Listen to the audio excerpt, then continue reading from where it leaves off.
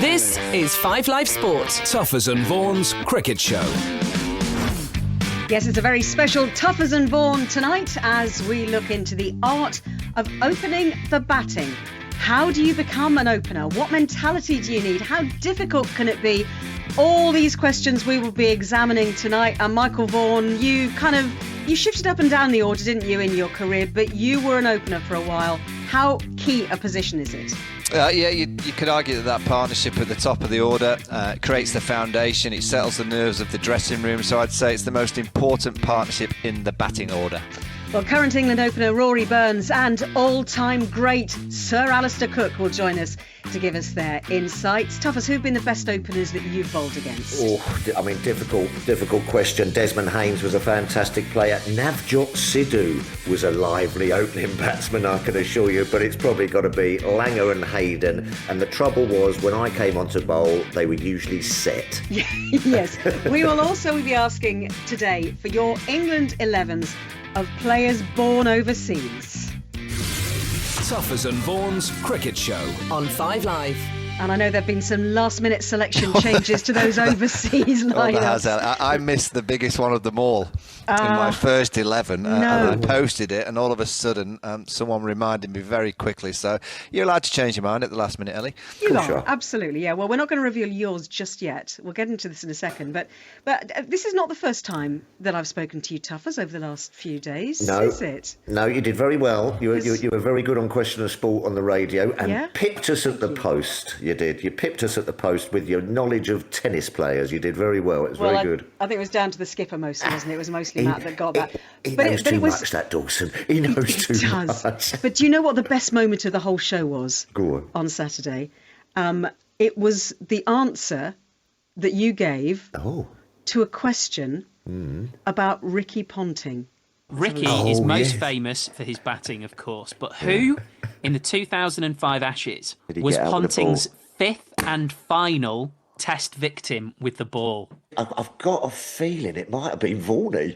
I've got a feeling, just because if it's Vaughan, I'm going to laugh. Should we go with Michael, John? Yep, I like Michael it. Vaughan, I like Steve. It was Michael Vaughan, correct answer. Phil. We could have chosen even believe your great you need to Ashes think of moments, that. your captaincy, your test centuries. Underrated bowler, underrated Ricky. There's been some very average batsmen get wickets at Trent Bridge. I think we're going to speak to one in about 2 minutes. Just a little away swinger, Mike, wasn't it? He just had a little poke at it. It just nibbled. It nibbled. Yes. Can we move on? Has Ricky reminded you much of that over the years? Well, he has, yeah. When I nip down under to do a bit of work in the winter, he just tend to walk past me in the corridor and call me Rabbit. What's up, Doc? Look, we are going to be talking to, as you say, one of those average bowlers at Trent Bridge in just a second. But first of all, let's have a look at your selection challenge for this week. Now, we set this challenge on last week's Tuffers and Vaughan, and it is to name us an England 11 made up of players who were born overseas. So we mean outside the United Kingdom by that. So not you can have the Republic of Ireland, but not Northern Ireland. So you could have people like, well, what about Neil Harrison's 11? Let's read that to you. Strauss, he goes with. Chris Smith, Trott, Hick, Peterson, Stokes, Pryor, Edmonds, De Freitas, Cowans, and Archer, 12th man, Derek Pringle. So you could also have gone for Tony Gregg, Basil D'Oliveira. We will be looking forward to hearing yours, as there's lots of last minute scribbling going on between these two. Do get involved. I forgot one there. Well. I just forgot a belter as well. Have you just added another one? I bet it's not the same one as me, is it, Phil? I don't. Not from New Zealand.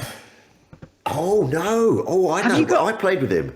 No. I forgot the main player at the minute.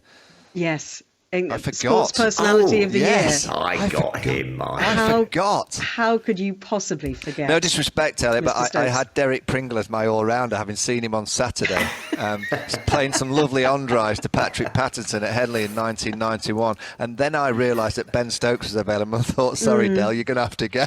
But Derek, you will know that you were part of that for a brief spell. Michael Vaughan chose you above Ben Stokes. Right, OK, we All are right, looking... I'm going to go and have a cup of tea now, Ellie, because it's about opening the batting.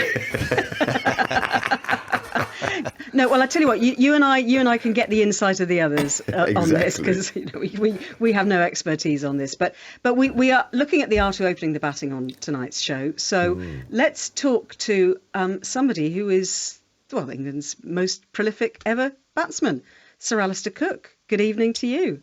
Good evening. How are you? Yeah, really good, thank you. Really good. Cookie, how are you, mate? Tuffers here.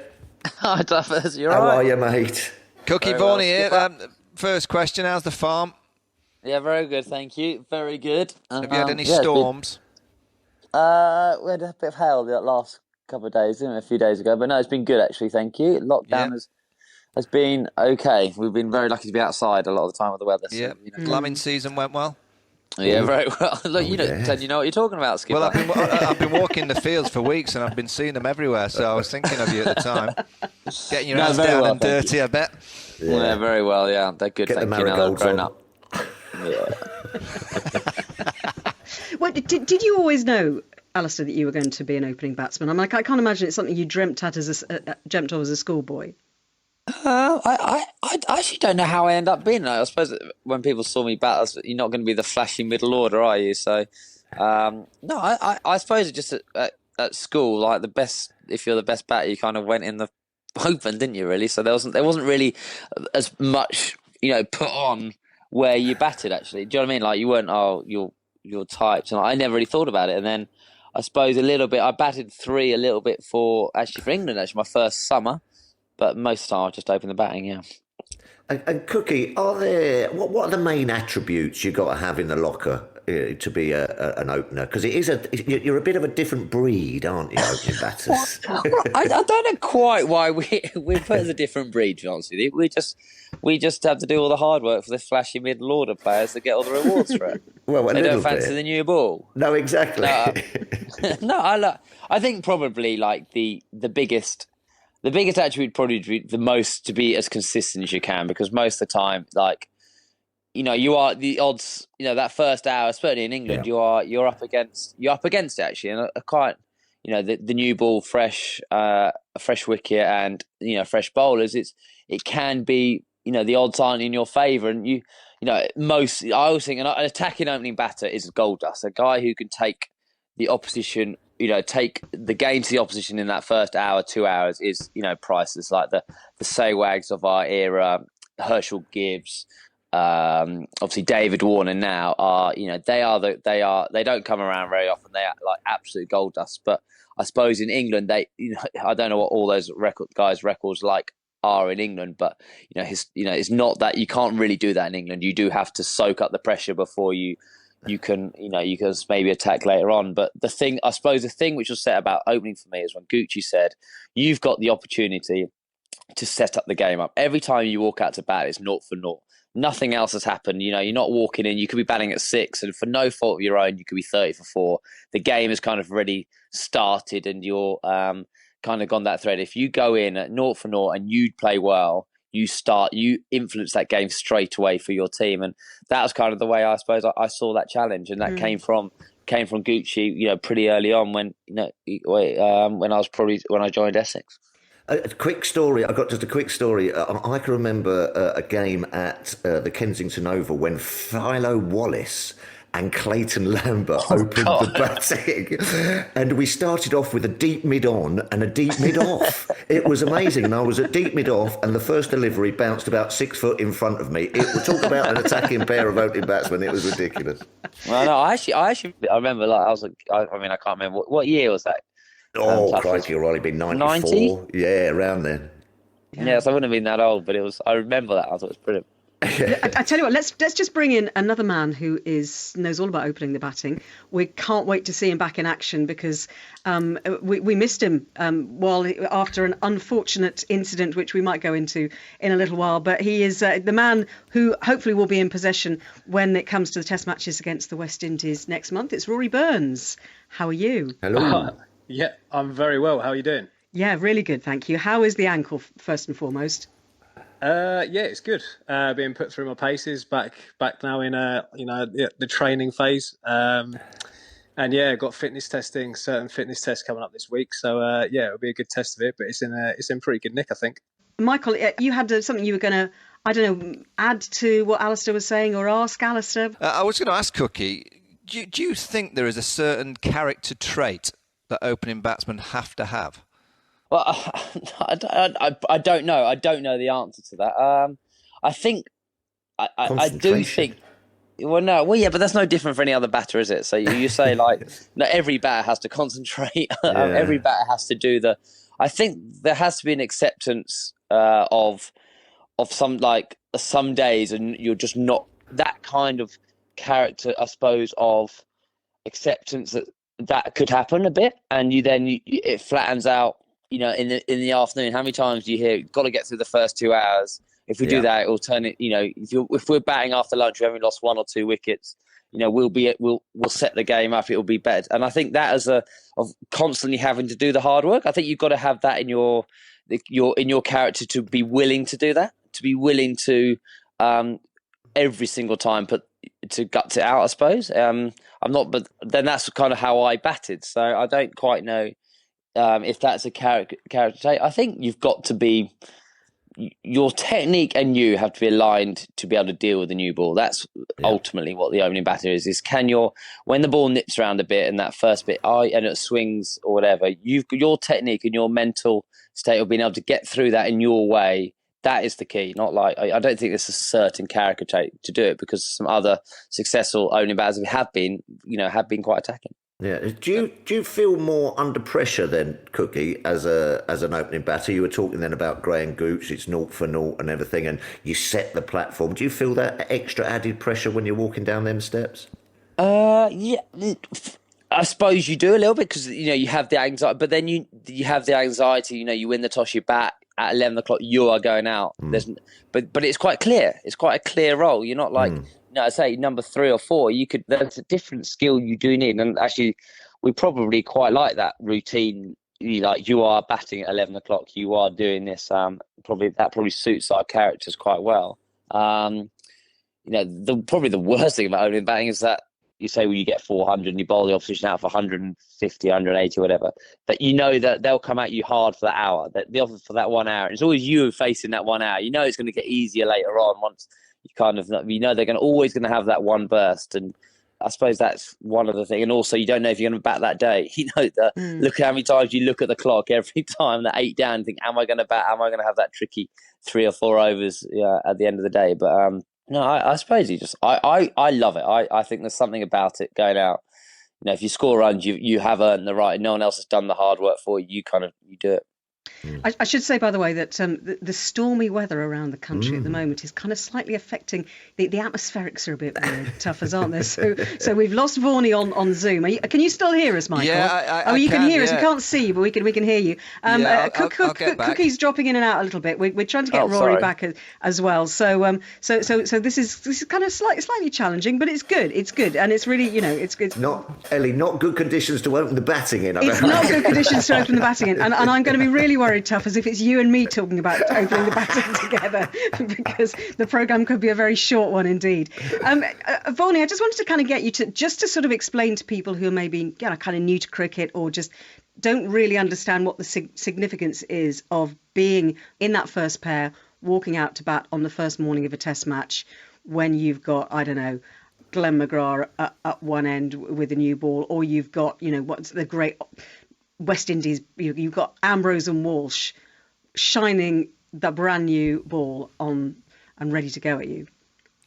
Well, it's as Alastair said, I mean, if you've done it for a long period of time from an early age, it's just what you do. It's your job. I actually used to like opening the batting for the reason you knew when you were going out there. I like number 3 because you go back in the dressing room, you get your pads on, you're sitting on on the balcony waiting to bat, because obviously 1 wicket goes, you're in there. I didn't like 4 because I always felt that you never quite were in the game straight away. You had to kind of wait with your thigh pad on, and you had a long wait if the opening stand was a good one, which was good for the team. But for me as a personality who'd always batted in the top 3, I always used to like 3, and I used to really enjoy just getting out there and batting. I think, it's tough. Obviously, the ball's going to move around. There's going to be 3 slips and a gully generally, a short leg. When my mindset was poor and I wasn't in great form, I saw the fielders and I saw the new ball and I saw the names. When my mindset was clear and I was playing nicely, I saw gaps and I didn't even think about the bowler's name. I just thought, wait a minute, it's a hard ball. If I get anything on it, I'm going to score a few runs. So at different stages, you have different mindset. I mean, Alastair, you went through great times, but you also went through difficulties. Those difficult times when you know the ball's just going to do a bit, and when it moves quicker than it would do with an older ball, they're the times as an opening batsman when it's really tough. Yeah, it is, and there is no let up of it. You don't get that flat period. Say, you might be struggling for form, and you get that period of, you're in when the bowls are tired and the ball's 50 overs old. You don't get that respite, but but that's then you're trying to work through that as a technique, aren't you? You're trying to work through it. I like the way you said apps, and actually, that is one of the things you do. You get the bonus of opening the batting. There, you can drop and run because you don't have a cover in very often. You can get off to you get value for your shots early on, and with the new ball, it does go off your bat nicely. But yeah, I can't. It's quite hard to put into words actually. The what makes a good opener, what makes the challenge of it. But it's I think you get real reward from it. And if you are in after lunch and you've done the hard work and you're 40, 50 not out, it almost you're not catching up the game. You're not coming fresh. Batting at 4, as you said, waiting. You're there. You're done. You're in the game. And I think that's if you get through that first couple of hours, it is it's definitely the best place to bat. Cookie, do you know what I really used to love opening the batting for is walking out with a partner. I had a period with Marcus Trescothick and we became a real good team. And you are a team, aren't you, as an opening pair. At that stage, the other 9 in the team don't matter. It's down to you two. Your relationship with Andrew Strauss over, 4 or 5 years that you opened the batting together, that must have been a great partnership. And almost you gathered comfort from just walking down that. For instance, at Lord's, you walk down the steps again and you go through the long room and out through the gates, and you could just probably look at each other and you feel comfort, don't you, because you've got a partner that you can trust. Yeah, you do, and I think that also adds up when we're in that team we all settled. Then with Troddy coming in 3, you're comforting back there. KP at 4, Ian Bell, Collingwood at 5, 6, and Matt Price. Do you know what I mean? That kind of when it's so settled, so solid, you get that comfort from almost whoever you batted with. To be honest with you, in that team, but when you bat with someone, you just know what they're thinking, and you can say something to them about their game if they're not quite on, or you just know there's a certain ball, that they will hit that for 4, or the certain shot, it's gonna. You're off, you're already going. You're not having to kind of double guess yourself and stuff. And I think that the comfort is a good word in terms of, especially when your anxiety's up, your nerves are up in that beginning of the beginning of the day. You just look down the other end and, you see the other guy who you batted so many times with taking guard. You think, well, actually, it will be okay. Like, do you know what I mean? That it's just something. They get to know your mannerisms, don't they? So Yeah. they can actually just look down the 22 yards when they can see you're a little bit edgy or you're not quite delivering your routine on a regular basis. Trez would always just say 1 or 2 things, and I'd be like, I get that, and he just kind of studied and watched, and vice versa, But when you said about the Warners, the Saywags, you come out of the traps. I was lucky. Herschel Gibbs, I was lucky that Trescothick was one of those players. Yeah, Trez would come out dashing, and before you know it, we're on 30, and I'd got 2, and he'd got 26 or something. I'm thinking, at least we've got a few on the scoreboard. Quick question now. You were saying that, when you've got those long partnerships like when you had with Straussy and everything, and you're out there for, let's say, a day, at the end of every over, you go down and have a little chat to each other, do you? Don't you? Now, we're all saying that you're talking about, the deliveries and how the pitch is playing. What actually do you talk about? Well, I think once you get into the rhythm of bat, I'm not sure me and Straussy did bat very many times for a whole day, so I think I will give you. But we, one of us, partnerships. One of us nicked off normally or got our pad blown off pretty early on. Like a long partnership, you're in, aren't you? In the rhythm, it's general chit chat. Really, there's not much more. Well, but then it depends who you're batting with, because someone like Trotty, he would be religiously routine. Obviously, at the end of over, he's still got to mark his guard 15 times before he comes to meet you. So a lot of the time, I'd stand there waiting on my own, waiting for him to finish digging his trench up. Then he'll come and say hello, and then he'll be like, right, because he always batted in trot, and I loved it for it. He batted in fives, and then get to 90. Then he'll be let's get to 90. That's all his routines were. But most of the time, apart from everyone else, it's quite relaxing, just chat. Once you got into a partnership, it was just keep going and whatever. Really, just a bit of a light conversation, Tuffers. Right, I'm going to keep everything crossed. Rory Burns. I've got everything crossed too, don't worry. You're there. Thank goodness for that. Thank goodness for that. We're just talking about partnerships and having different batting partners. I mean, who are the people, what makes a good partnership for you? Who have you most enjoyed batting with? Just trying to think. It's quite a difficult question off the top of your head. But I think for me, when you get into a partnership, like Cookie said there, it's like you almost like people that relax you and you end up having light conversation. You actually distract yourself from sometimes the ebbs and flows or the pressures of the game that's going on. Rory Vaughan here. We've asked Cookie about the character traits that you require to be an opening batsman. What are those traits that you think an opening batsman has to have? As soon as I heard you ask that, the first thing that popped to mind was stubborn. I think that's mainly because my wife thinks I am. But I think, to sort of have everything's sort of loaded in the bowler's favour. They've got a new ball, they've got a new surface, and you and your mate are the ones going out there to try and blunt it and try and get your side on the front foot. I think sometimes it can be quite an ugly job that needs to be done.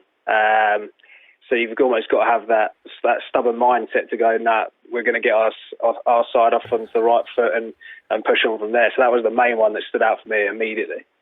And Alastair's mentioned attacking players, who could get the team off to a flyer. You both, as opening batsmen, first and foremost, you're taking your guard. I get asked this by loads of kids. What are you thinking?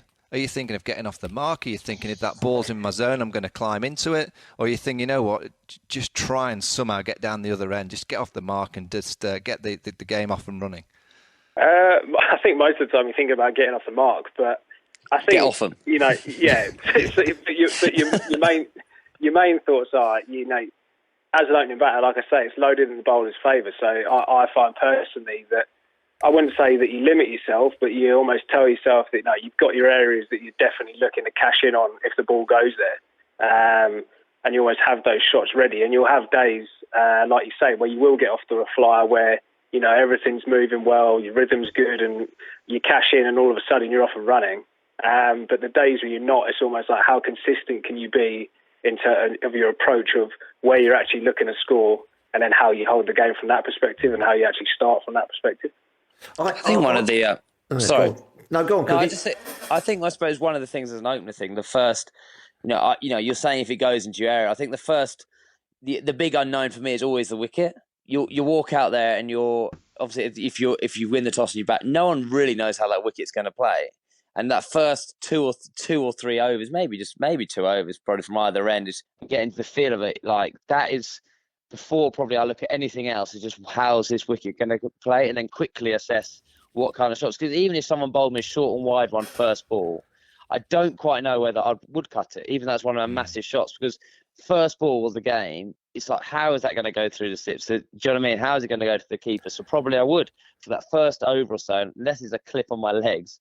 Probably wouldn't look to play a shot just so I can assess those conditions in might to see what it is, because it might look a belter and it might nip a little bit. Well, do you know what I mean? That was the one big unknown for me as an opener, is the pitch before I start to think, right, these are the shots I'm going to play. That's probably how I think. But that's so. Would you say, Cookie and Rory, that's probably one of, obviously you need the stubbornness, you need the game, you've got to have the technique. But do you think that's probably we don't talk about that enough? The ability to actually read the pitch early, to give yourself that chance of knowing what's available and what's not. Yeah, I think it's just, but it's quite quick. It happens quickly. I suppose that's probably just from experience. Like, all that, a cross-batted shot. How many times have you heard in a meeting said, well, cross-batted shots are dangerous on this wicket, or, or headingly, like, how many times is in that first 2 or 3 hours is driving a dangerous shot? Headingly, like as a bowler, you want a batter to drive. You get rewarded for it later on in the day, but that first few hours. So it's kind of like assessing that, but it might not be that way heading on that particular day. So you might be able to drive the shot, but historically, so you've got to just work it out. You've got to get your game plan for that wicket for that day, whether it's cloudy, like today we're talking now, it could be overcast with this storm coming. Would it swing and what? And because there's so many unknowns, because everyone else is watching, like you know that the batters in your team are watching the pitch is going to play, and you're watching the opposition thinking whoever's bowling, like Jimmy's trying to find his length on that particular wicket. So there's always a bit of finding out to do it. And I suppose the best opening batters will get to do that quickly and then settle into their game plan for that wicket really quickly. And they can do it quickly, then they should be more consistent because they won't make too many errors on it. And I always used to sort of, when I was playing, I always used to sort of tell a good opener by the way he left the delivery.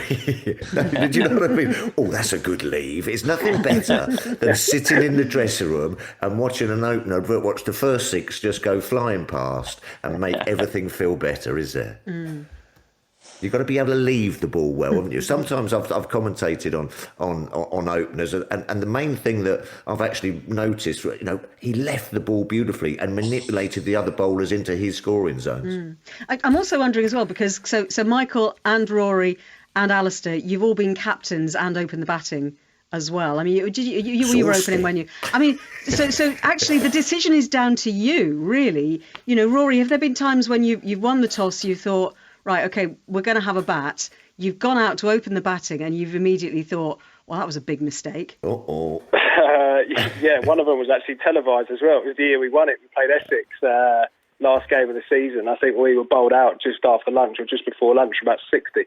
Oops. So, and I won the toss and chose the bat. So that sort of shows where I was at. But it's almost, I think as a captain and as an opening batsman, I actually find that quite something that I'm quite comfortable with, because if I'm willing to walk out there and go and face first ball on whatever the surface might be, as the leader of the other 10 guys, then it's got to be quite reassuring in the fact that they're watching you go and do that, and then you're setting the platform to then start the game. So I actually think in a weird way it probably kind of helps as being a captain and an opening batsman in that way. Do you think that's right, Cookie? Did you have that same sense as well? Yeah, I mean, yeah, absolutely. There's nothing better than that. I mean, the bit I had was the scratching of the guard. You're not allowed to really do it. It's like if you scratch the guard and you win the toss, and it's that, and underneath it's that darker green. It's like, oh god, there's a bit more moisture in there, I thought, and stuff. But then if it quickly changes to light, you think that's all right. It's going to be dry. It's going to be flat. So that's how I'd always judge the wicket. Like with you mark the guard, and if you had Trot at the other end, or if Strauss had got out early and there's a massive trench, you could always see the pitch changing colour. But like Rory summed up perfectly. If you're prepared to win the toss and bat and then go out and do it yourself, I quite liked the interview as a everyone said, oh, how did you cope with the interviews of, you had three to do, one for TV, one for radio, and one for another TV company. I actually quite enjoyed it, because if you won the toss and bat, by the time you then got your pads on, you're pretty much you're going out straight away to go out and bat again. And I think a lot of the stuff which can kill you is in the mind, over-worrying about what's going to happen. So I quite enjoyed that as a captain of England when I did it, was actually you just get out, you do all the interviews, and before you know it, you're back out there batting, and you've just got to be on it rather than actually waiting around, pacing around the change rooms. It can be quite a long half an hour from 10:30 to 11 o'clock. And what about, you're in the field first as a skipper, and things haven't gone quite as you would plan, and they've got too many, and you've probably gone into the second day, you're out in the dirt, and all of a sudden 8 or 9 down. When do you start to switch on to batting? Even though you're the captain, you've got to get that final couple of wickets. When do you both think, what, I've got to get the batting cap straight back on now? I think when you get to towards 8 and 9 down, you always start flickering towards it. But I suppose it's then how you control yourself to know that you've still got to finish the job and get the last couple of wickets before you can have a bat. But I think one of the best pieces of advice I was given in my career so far was from Vikram Solanki, who said, whenever you've got a bat in your hand and you're captain, you're not the captain anymore. You're just a batsman. You're going about and you're doing your job for the team as a batter. So to almost relieve yourself of that pressure of being the skipper, to then just switch back onto batting. That's your time to have your fun with your mate at the other end and go and get in the partnership. Was there ever a time? I remember. I think you were playing, Cookie, actually in Napier, and things weren't going so well, and I was angry. Something went right. I had to go out and bat, and I played the worst shot I think I'm amazed it's not replayed endlessly on Twitter. I've tried to pull it. I think you. It will be now, Vaughan. Now you've mentioned it. Yeah, I tried to pull a Tin Southie away swinging half volley into the rugby stands, the short square of the wicket, and it was just my mind. It was nothing to do with me. My mind was all over the place. Do you ever remember a time when you were captain that you just took a bit of anger or a little bit of frustration out into the kind of batting crease, and it just didn't quite pay off at that stage? No, I can remember. I can remember probably actually my last game when I dropped the guy, I think Caranair on 30, and he got 300. So I copped to 270, and I walked out to bat thinking actually I owe the team a few here, but didn't get any. But no, I didn't really think like I was quite good in my little thing. I was quite good. Even you talk about when you're thinking about batting. You're thinking about batting. I think you always think about batting even when you're captain. I think you're always thinking about it as you're standing at slip. You'll think, oh, how would I play on this wicket? What would I do? I think that's just almost like a subconscious thing to do. But I never really switched until that 10-minute period I ran off and got off. I always like getting off that 10 minutes. Then I'll start thinking properly about batting, because I think you'd watch the opposition play. Looking at what shots have they scored, and what's the dangerous ball for we've been trying to make them play. So I think I think you're always thinking about it.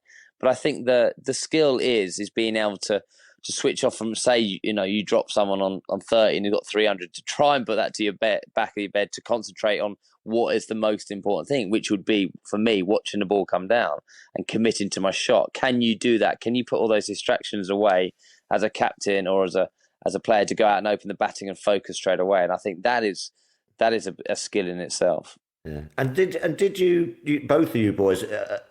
I hear a lot of batsmen talk about visualization, and sort of like even the night beforehand, they sort of like they're thinking about the bowlers who are going to be bowling to them. You sort of touched on it there. That's exactly what you did, Phil.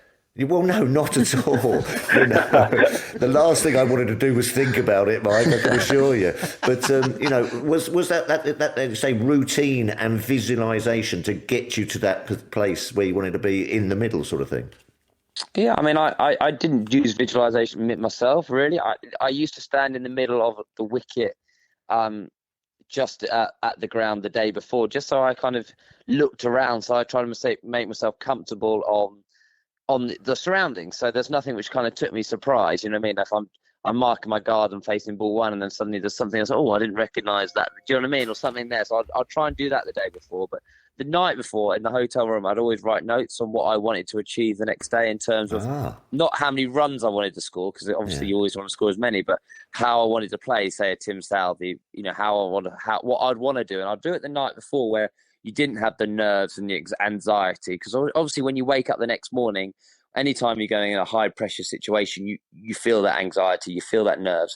So therefore I would then read those notes of what, just before I went out to bat, or at 10:30 or 10:45, didn't really matter what time. I'd read those notes thinking when I didn't have the nerves. And then obviously when you have those nerves and the anxiety and the pressure of the game and the bloke on your shoulders starting to chip away, you're going, oh yeah, it's not a good day for batting today, it's cloudy, all those negative thoughts which creep in.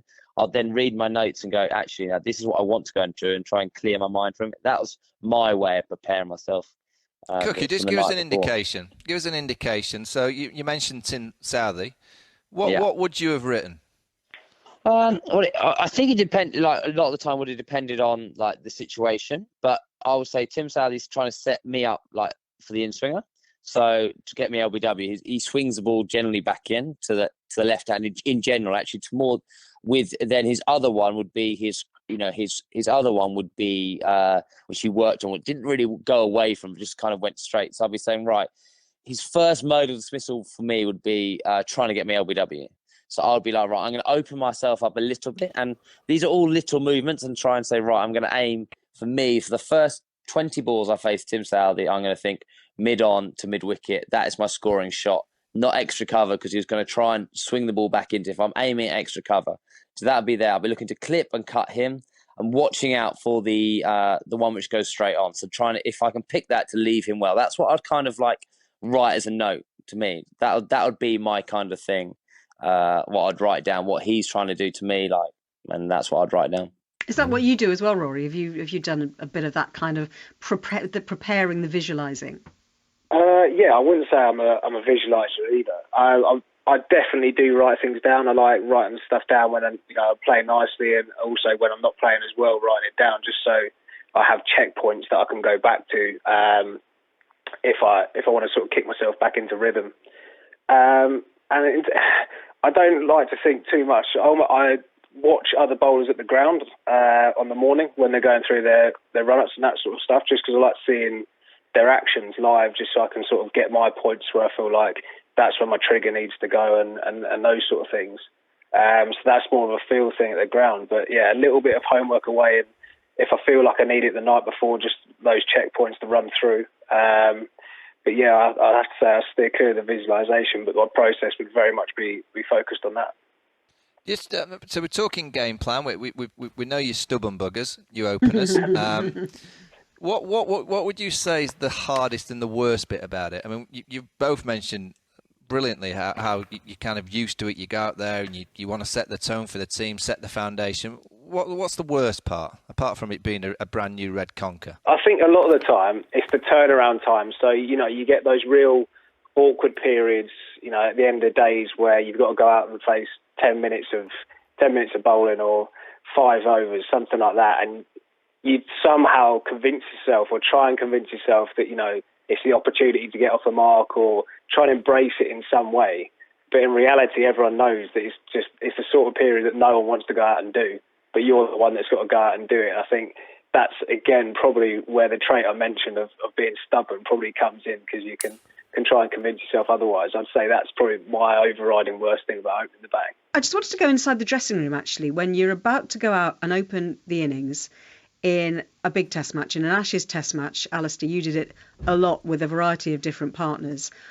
What is it like in those final moments before you go out? Well, it's normally quite a quiet place. I think obviously we get on day one of a thing, there's a lot of, like, as I said, we keep talking about these uncertainties about it. So everyone's been hyped up with their 3 or 4 days planning to this one moment and how it's going to play out. But most times everyone leaves the batters to themselves. There's not really, you wouldn't start a conversation with a batter who's very often just before he's about to go out. It's before a go. Like, I mean, maybe if he's on 180 or something at tea, you might. But day one, first thing, it's a pretty quiet place. Like, most batters are up and about. I would be up and about trying to get my feet going, trying to stay as relaxed as I can. I might talk to someone a little bit, but it wouldn't be anything any meaning. But it's a quiet place. Everyone's just getting ready. But it's the batters, once that everyone's getting their pads on, they're kind of left to their own devices. And I mean, the 12th man might say, what do you want in your drinks bottle? But yeah, you're not starting out with a deep and meaningful at that stage. So Rory, does it make it all the more important that you're actually going out to bat with somebody that you get on with? And actually, I just wonder about superstitions as well. I was reading in Wisden Cricket Monthly, this month's edition, about they were talking about the Test series of 2000, the West Indies Test series, and the first time that Marcus Trescothick went out to bowl with Mike Atherton, and he didn't realise that Atherton had to be out on the field first, that he had to be the first person to set foot on the outfield going out to bat. And all of a sudden, Athers went charging past him to get out onto the field first. I mean, does that sound like something you might do, Rory? Yeah, I think, again, it goes with the territory a little bit. You're opening the batting. Everyone's got their own sort of routine and process to sort of get them on the park. Yeah, there's certainly, well, you can see in my technique, there's certain idiosyncrasies in it. But the same thing as crossing the rope. I have to say I'm quite relaxed when in the dressing room until about 10 minutes before, and then I like to have those final 5 minutes before the bell goes to myself. And then I like trying to walk out on the left of my opening partner, which is sometimes quite difficult, particularly a couple of times in New Zealand when Sibbo just sort of meanders around a little bit and just sort of gets in the way of the big fridge. So, sometimes you've got to run round him to get the right side. Yeah. It's quite a long way around Dom Sibley, isn't it? What would happen, Ellie, if Marcus Trescothick's superstition was to get out onto the field first, as well as Michael Atherton? Yeah, and the same with Dom Sibley. If he wants to go left. It would be a 100-metre dash. Did you have that, Vaughan? I mean, because all cricketers are superstitious. I can't. I mean, not really. I think Trez just used to just get out there. I think I was on the right. No, I didn't have any kind of anything that triggered me into a negative or a positive mindset at that stage. I was just getting out there, ready to play.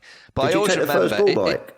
No, I was always down the non-strikers. I never ever, even at Yorkshire back in the 90s, Martin Moxon always took the new ball, first ball. But one thing I'll say is it's right talking about, things that are said, but sometimes, I remember back in the Yorkshire dressing room, you'd be just going out and one of the bowlers would come up to me and go, don't play any crap shots and make sure you play straight. As I'm just... As if you're kind of walking out to play poor shots. So one of your own bowlers? Oh, yeah. Back in the day, in the 90s, some of those senior old bowlers, because they wanted a day, with their feet up having a couple of cups of tea. You know what it's like, Phil. You tail-enders, you just want a day chilling out in the dressing room. Yeah, some of those old Yorkshire bowlers, you used to just give it you straight as you walked out. But boys, has there ever been a spell or a time when you've been batting when you've been a little bit fretful?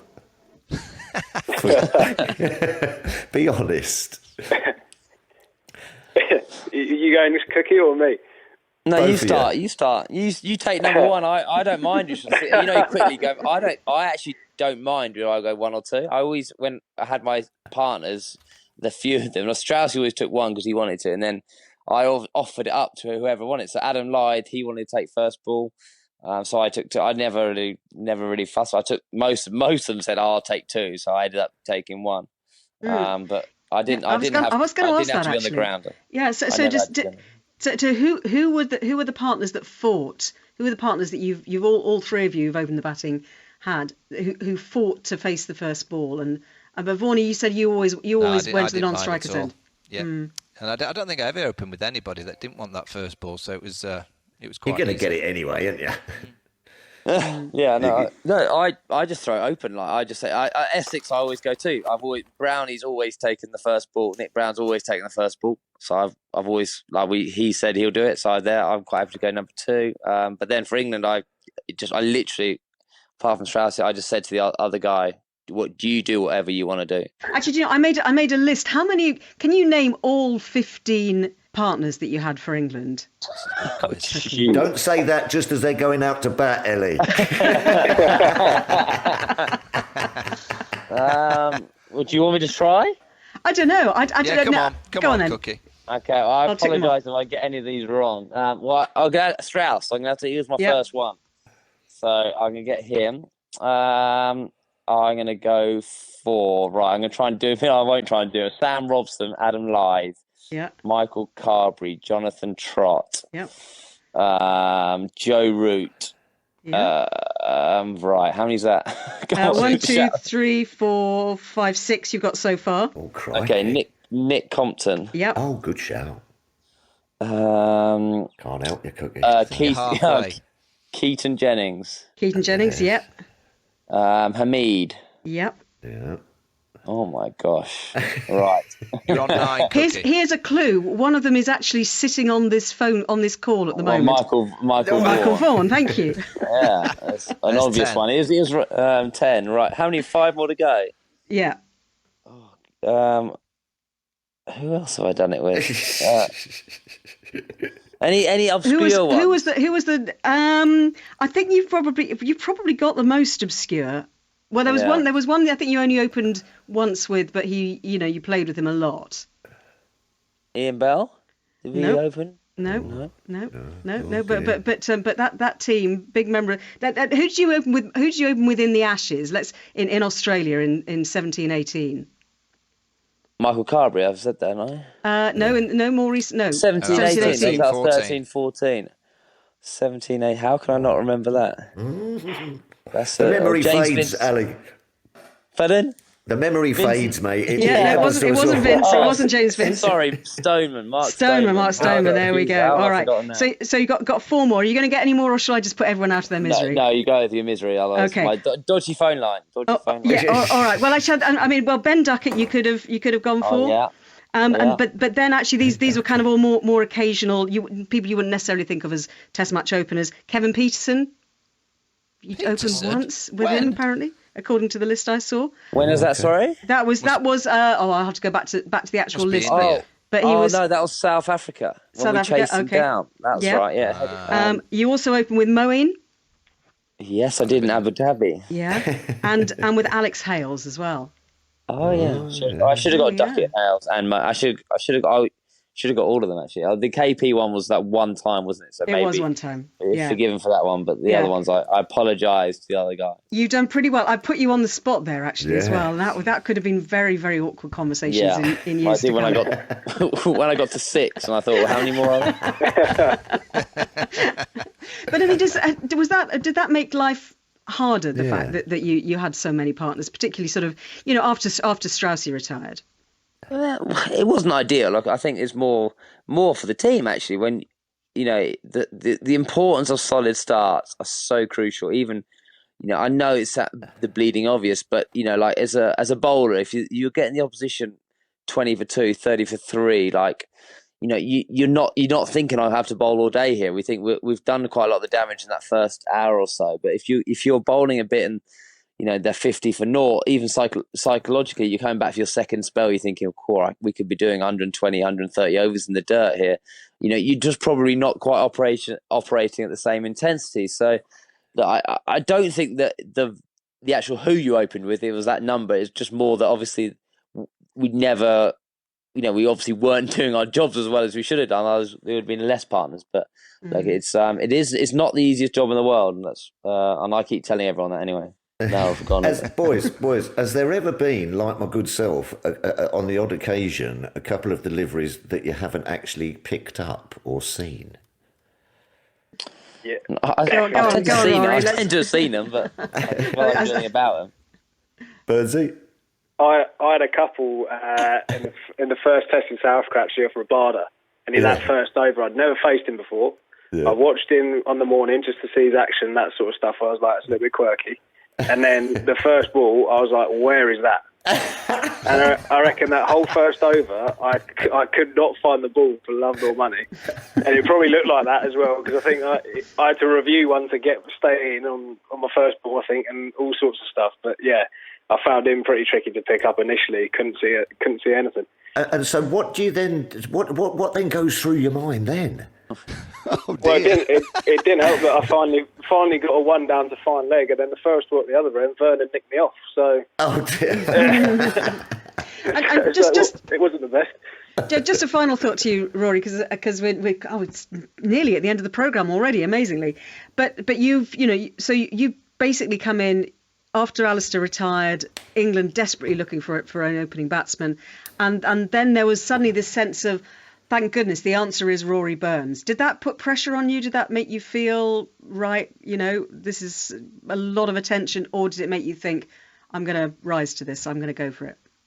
No, I think it's quite a nice thing. I think it's something that you try and rise to the challenge of what you're trying to do. And, when you're cementing your place in the side and trying to go from strength to strength, I think it's quite a nice thing just to have a little bit of sort of, I don't know, gratification from other avenues, just to know that you are, people think that you're doing the right thing and you're trying to do your best and trying to knock out scores. So, hopefully long may that continue, and hopefully I'll keep doing the right thing.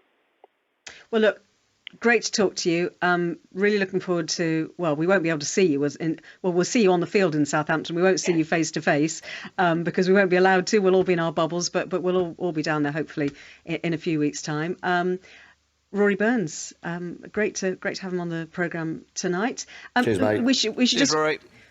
We should just plug this actually because Alastair features in our latest TMS rerun, which starts on Thursday. It's the 2018 Test match against India at the Oval. Test match special will replay the entire match starting on Thursday at 10:25 Sports Extra and BBC Sounds. It featured Jimmy Anderson breaking the record to be the most successful fast bowler in Test cricket, and a century in your final innings, Alastair. And do you still get a tingle reliving the emotion of that particular day?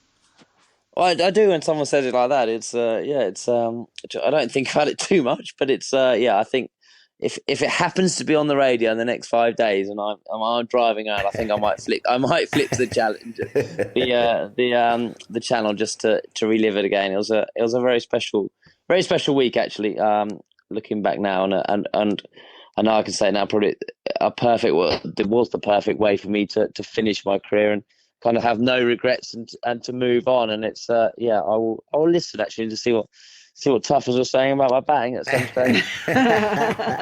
It couldn't have got any better than that, could it? No, it was an amazing special occasion that was. Alastair, really looking forward to you working with us on TMS as well in the month coming up. Great to have you on the programme as well. Sir Alastair Cook, thank you very cheers, much mate. indeed. Cheers, guys. Cheers, Cookie. See you in the bio bubble. Yes. Yeah, the bio bubble. Yep. Look, just we've got about a minute and a half, guys, to run through our selection challenge. This is an England 11 made up of players born outside the United Kingdom. So, Vaughanie, do you want to go first or second? Yes, I'll go first if you like. Andrew Strauss, Douglas Jardine, skipper. Robin Smith, Kevin Peterson, Alan Lamb. That's fire in that middle order. Ben Stokes, he was one I missed earlier, but he's in the side. Ben Stokes, Matt Pryor at 7, Chris Lewis at 8, Jofra Archer, Phil De Freitas, Phil Edmonds, and I've just had a text saying you should have put Andy Caddick in, and I probably should, but it was too late. Yeah. Right. Strauss, Ted Dexter could have batted anywhere, they say. Kevin Peterson, Colin Cowdrey as captain. Basil D'Oliveira, Matt Pryor, keeper. Ben Stokes, Phil De Freitas, Phil De Freitas, Archer, and Devon Malcolm. Devon Malcolm. Well, I think Devon Malcolm. You may argue with me that Devon Malcolm actually could make our next team. Go on. Our next team challenge. We'll come back to that in a second. Let's do. This is another one. These are some alternative names that you could have had. Wilf Slack, Paul Terry, Graham Hick, Ted Dexter. I think we said Awais Shah, Dermot Reeve. Geraint Jones, Ben Hollyoak. Andy Caddick, as we said, Neil Radford and Amjad Khan, just a few good names to throw in there. So what we're asking for next week is a bespectacled 11. So a team of glasses wearing players. And Devon, he wore specs, didn't he, Tuffers? He did indeed. Is that world? Is that world, Ali, or just England? It's a World 11. It's a World 11. Yeah. It was usually decided who batted 10 or 11 was decided on whether Devon had forgotten his glasses or brought them to the ground. Between me and Dev. Tuffers and Vaughan's Cricket Show on 5 Live.